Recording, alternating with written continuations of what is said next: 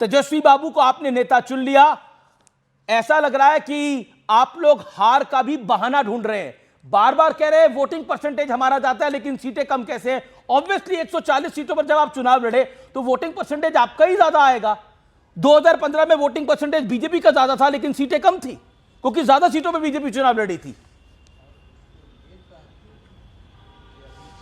देखिए, हम लोगों को, जिन लोगों ने भी बिहार में वोट किया है, उन सब के प्रति हम आभार प्रकट करते हैं। जिन लोगों ने नहीं किया उनका भी हम शुक्रिया अदा करते हैं। और अगले 4-5 वर्षों में हम अपनी पार्टी के कार्यक्रम, नीति, सिद्धांत, अपनी पुरानी उपलब्धियों के साथ उन लोगों के बीच जाएंगे, सीधा संवाद करेंगे। हमारे नेता बीच में कहीं कोई मध्यस्थता नहीं, कोई हस्तक्षेप नहीं, और उनका दिल जीतने का हम प्रयास करेंगे।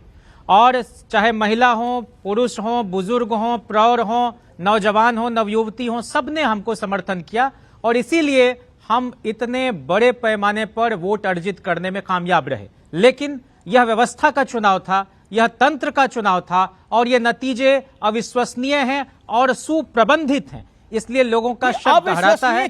हम जनादेश को स्वीकार तो करते हैं, लेकिन इसका स्वागत नहीं कर सकते। क्यों है आपके लिए? आपके घर में बिखराव था, आपका गठबंधन ठीक से नहीं हुआ था, फ्रेंडली आप फाइट कर रहे थे। अब बड़ा भाई छोड़ के चला गया था पार्टी और उसको पार्टी से निकाल दिया गया था। नहीं, आप 5 रन पे तो घिरे हुए थे। दूसरी तरफ भारतीय जनता पार्टी और जेडीयू थी जो कि मिलकर चुनाव लड़ रहे थे अच्छे से, और बीजेपी की चुनावी मशीनरी थी। नहीं, ये बात आपकी दुरुस्त है कि कई जगहों पर दोस्ताना संघर्ष हुए, उनको टाला जा सकता था और बेहतर समन्वय के साथ हम इस चुनाव को लड़ सकते थे। इन सारे मसलों पर आज मंथन तो आप ही ने अच्छी और नहीं करी जितने ना। उम्मीदवार हमारे थे उन सब ने, तो आप ही ने अच्छी नहीं करी ना। बात तो पूरी होने दीजिए अमिश जी। मैं तो आप ही को सुना, 2-2.5 मिनट सुना आपको। जो कह रहा हूं, देखिए, व्यवस्था तो आप ही ने अच्छी नहीं करी और अभी कांग्रेस बहाना दे रही है वोट चोरी का। अरे 2000 में देखिए, मैं कुछ आंकड़ों के साथ बैठता हूं और आंकड़े क्या कहते हैं। 2010 का विधानसभा चुनाव था, बीजेपी 102 पे लड़ी थी, जीती 91 और बीजेपी का स्ट्राइक रेट आया 90%। और इस बार बीजेपी 101 पे लड़ी, जीती 89, स्ट्राइक रेट आया 88%, 88%।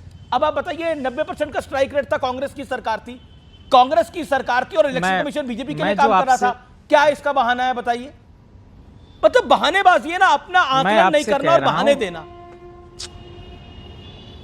आप एक साथ बोल लीजिए 15 वाक्य, उसके बाद मैं शुरू करूंगा। बोलिए आप। लेकिन अगर आप मुझे अनुमति दें तो मैं आपसे ये कह रहा हूं, आप बोलिए। यह चुनाव शुरू से यह चुनाव शुरू से असमान प्रतिस्पर्धा का चुनाव था, लेवल प्लेइंग फील्ड नहीं था। पहली मर्तबा ऐसा हुआ कि 5 वर्षों में नीतीश जी को और भाजपा के लोगों को लगा कि महिलाओं की दुर्गति हो गई है बिहार में, इसलिए उनके खाते में जीविका वाली दीदियों को हमको 10,000 देना है और चुनाव के बीच अलग अलग तिथियों में देना है। उससे बड़ा संयोग यह है कि चुनाव आयोग को यह लगा कि महिलाओं की भागीदारी सुनिश्चित करने के लिए, बढ़ाने के लिए 1,80,000 जीविका दीदियों को हमको उनकी सेवाएं लेनी है। उससे भी बड़ी विचित्र बात यह हुई कि चुनाव आयोग के तमाम पुराने नियमों को ध्वस्त करते हुए पोलिंग बूथ पर अंदर के अहाते में टेबल लगाकर जीविका दीदियां बैठी और उनकी हथेलियों में जो मेहंदी लगी हुई है उसमें तीर का, कमल का निशान, कहीं पर मांझी जी की पार्टी का चुनाव चिन्ह, कहीं पर हेलीकॉप्टर, इस तरह से मैनिपुलेट किया गया। तो हम कह रहे हैं कि इस पर अगर आंख बंद हो जाए तो फिर इस चुनाव, और हरियाणा में आपको मैंने अच्छा वक्त दिया अपनी बात को रखने का। सुधांशु त्रिवेदी, ये 10,000 चुनाव था और आपने इलेक्शन कमीशन आपके साथ गलबैया कर रहा था। इनके घर में कोई मतभेद नहीं था, इनका सब कुछ ठीक था। बड़ी खबर, तेजस्वी यादव को चुना गया है विधायक दल का नेता, सर्वसम्मति से विधायक दल का नेता चुना है और एक लाइन में प्रस्ताव करा। बैठक में लालू प्रसाद यादव, राबड़ी यादव और मीसा भारती यादव भी मौजूद रही हैं, यानी परिवार के 3 धड़े मौजूद रहे हैं। सीधे तौर पर तेजस्वी यादव को मिला है लालू यादव का साथ, तो परिवार में बेटे के साथ पिता खड़ा है। लालू यादव तेजस्वी यादव के साथ गए हैं। इससे पहले उनकी बहन ने गंभीर सवाल खड़े करे थे तेजस्वी यादव के ऊपर, लेकिन और तेज प्रताप यादव भी सवाल खड़ा कर चुके हैं, लेकिन और बाकी 2 बहनें भी छोड़ के आ गई हैं घर। लेकिन इसी बीच लालू यादव तेजस्वी यादव के साथ खड़े हैं, बेटे के साथ खड़ा है पिता। बेटियों के साथ कौन खड़ा है, यह सवाल जरूर पूछा जाएगा। लेकिन सुधांशु त्रिवेदी, तेजस्वी यादव ही हैं और लालू यादव ने बोला है आगे भी राजद वही चलाएंगे। ये बात का आपका जवाब देने से पहले मैं एक वाक्य में जैन जी की उस बात का जवाब दे दूं जो उन्होंने महिलाओं के लिए कहा। महोदय, सिर्फ महिलाओं के लिए ऐसा नहीं था, 10,000 रुपए से ही कोई फर्क पड़ने वाला था। नीतीश जी की सरकार आने के बाद बच्चियों को साइकिल देने से लेके, शिक्षण संस्थाओं में उनको स्थान देने से लेके, बिहार सर्वाधिक महिला रिप्रेजेंटेशन वाला राज्य है। एक दौर में बिहार में महिलाओं को जान और सम्मान की रक्षा की चिंता करनी पड़ती थी, आज सबसे ज़्यादा पुलिस में महिलाएं हैं।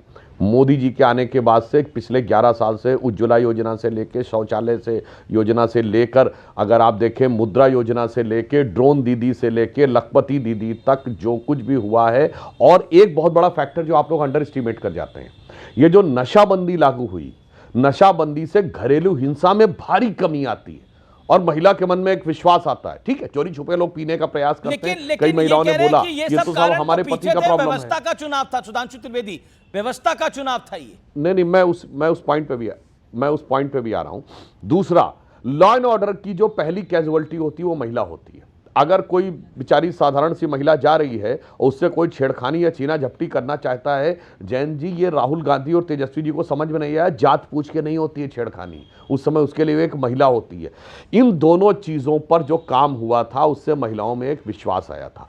अब रही बात इसकी कि जो ये कहने का प्रयास कर रहे हैं, तो मैं सिर्फ ये बताना चाहता हूं, आपको लगता मतदाता सूची, इलेक्शन प्रबंधन, तो क्या महागठबंधन चुनाव की घोषणा तो छोड़िए, चुनाव की तिथि से पहले अपने गठबंधन के समीकरण सूची स्थापित कर पाया था? नहीं। अपने मतदाताओं की प्रत्याशियों की सूची जारी कर पाया था? नहीं। मुख्यमंत्री और उप मुख्यमंत्री को लिए खींचातानी होती रही चुनाव के दौरान। भाई साहब, आप मुख्यमंत्री उप मुख्यमंत्री से लेके गठबंधन के सहयोगियों से लेके प्रत्याशियों की सूची तक तैयार न कर पाए और दूसरी सूची के ऊपर बात करने का प्रयास करें। भाई साहब, तेजस्वी जी को घोषित करने के बाद राहुल गांधी जी का मुझे तो नहीं ध्यान है उस दिन कोई ट्वीट था। मतलब राहुल गांधी का समर्थन नहीं था, ना प्रेस में बोले ना उसमें बोले। उसके बाद जिस ढंग से इन्होंने क्या कहते हैं आपके मुकेश सहनी जी ने, और एक और मैं यथार्थ कहना चाहता हूं, ये जो राजनीति के विश्लेषक हैं जो चश्मे लगाए हैं, उनको भी बहुत संभल के चलना चाहिए, जो इस समय मोदी विरोध के चश्मे लगा के जो लोग बैठे हुए हैं। देखिए, मैं एक बात कहना चाहता हूं, जो राहुल गांधी लड़ाने का प्रयास कर रहे थे जातियों के आधार के ऊपर, आज किस वर्ग का किससे संघर्ष है इसे समझने की जरूरत है धरातल पे। वो 50 साल पुराने या 70 साल पुराने चश्मे से आप देखेंगे तो आज की दुनिया आप समझ ही नहीं पाएंगे। जैसे मैं किसी का नाम लेकर लड़ाने की बात नहीं कर रहा हूं, सिर्फ कोट कर रहा हूं। मुकेश सहनी ने अपने एक इंटरव्यू में कहा कि मल्लाह समाज की अधिकतर प्रताड़ना यादव समाज के द्वारा हुई है, इसलिए वोट ट्रांसफर में समस्या आ रही है। भाई साहब, वोट नहीं ट्रांसफर हो रहा था आप लोगों का, यह समस्या थी। और जितने प्रतिशत वोट को लेकर कह रही है राजद, तो इनका तो जो बेस वोट है उससे कम है ये। इसका मतलब जो आप क्लेम करते थे कि 14% प्लस 38-30%, तो 34 तो वहीं पे हो गया भाई। तो उतना वोट तो मिलना ही चाहिए था, अगर उतना ही मान लिया जाए। इसलिए मैं कहने का प्रयास कर रहा हूं। और मैं एक बिंदु और कह दूं। देखिए, लालू प्रसाद यादव जी जब पहली बार मुख्यमंत्री बने थे, हम लोग बहुत यंग एज के थे, बच्चे थे, तब वो गरीब गुरबा के नेता कहलाते थे। वहां से उन्होंने संकुचित किया अपने को, फिर हुए पिछड़ों के नेता, क्योंकि दलित उनसे अलग हुए थे, पासवान जी वगैरह अलग। फिर अपने को और संकुचित किया तो केवल यादवों के नेता बने, क्योंकि जब नीतीश कुमार जी और अन्य अलग हो गए। और फिर जब सत्ता देने की बात आई तो केवल परिवार के नेता, राबड़ी जी को सत्ता दी, कोई यादव समाज का भी व्यक्ति नहीं मिला। और आज स्थिति ये हो गई कि वो एक बेटे के नेता रह गए। परिवार में दूसरा बेटा और दूसरी बेटी बाकायदा चली गई। तो आप सोचिए, क्रमिक ह्रास यानी ग्रेजुअल किसी का डिसोल्यूशन क्या होता है, कद का वो दिखाई पड़ता है। पूरे समाज के गरीब गुरबा के नेता से आज परिवार में एक बेटे के नेता रह गए लालू यादव। उनको बेटे तक सीमित कर दिया गया। और रोहिणी आचार्य ने जो बातें बोली है वो भी बहुत बड़ी है। वो कह रही है चप्पल दिखाई, ये सब कुछ हुआ।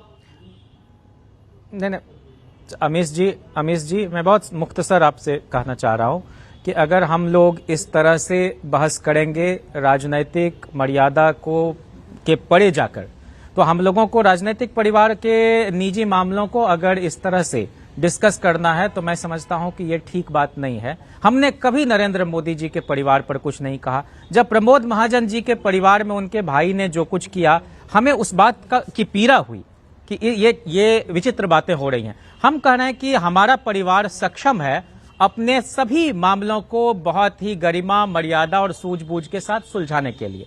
हमारी सभी बहनें प्रिय हैं, आत्मीय हैं, और तेजस्वी जी का उनके साथ जो भी रिश्ता है और हम सब का, वो आजीवन कायम रहेगा। लेकिन मैं यहाँ दूसरी बात कहना चाह रहा हूँ। मैं कहना चाह रहा हूँ कि लालू प्रसाद जी को यथास्थितिवादी लोग अगले 200 वर्षों तक माफ नहीं करेंगे। मैंने रिपोर्टिंग करी है राहुल महाजन बिहार की राजनीति के व्याकरण को हमेशा के लिए उन्होंने बदल कर और उसको रिपोर्ट करा गया था। लेकिन देखिए सार्वजनिक रूप से, और देखिए रोहिणी आचार्य चुनाव लड़ चुकी हैं आपकी टिकट के ऊपर, मामले के बारे में कोई बात नहीं कही है। हम आपसे कह रहे हैं, नहीं, मैं आपने प्रमोद महाजन की हत्या का जिक्र किया, राहुल महाजन का जिक्र किया, उसकी पीड़ा हुई, उसका शोक रहा।